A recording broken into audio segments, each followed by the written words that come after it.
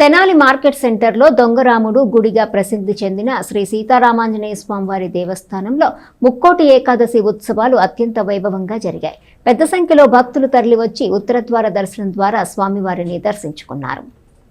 స్థానిక market area గాడిబావ్ సెంటర్లోని Shri సీతారాముల మందిరంలో ముక్కోటి సందర్భంగా ఉత్తర ద్వార దర్శనం ఏర్పాటు చేశారు.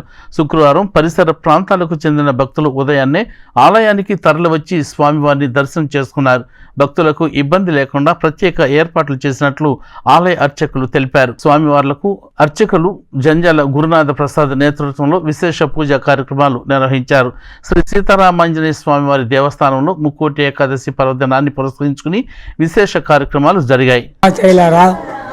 ఈరోజు ముక్కోటి ఏకాదశి అనగా ఈరోజు స్వామివారిని దర్శించుకుంటే ముక్కోటి దేవతలను దర్శించుకునే ఫలితం మనకు కలుగుతుంది. శ్రీ సీతారామాంజనేయ దేవస్థానంలో ఉదయం 5 గంటలకు స్వామివారు ఉత్తర ద్వార దర్శనం ఏర్పాటు చేసినాము. భక్తులకి శంకుతీర్థం మరియు తీర్థ ప్రసాద వినియోగం జరుగుతున్నది.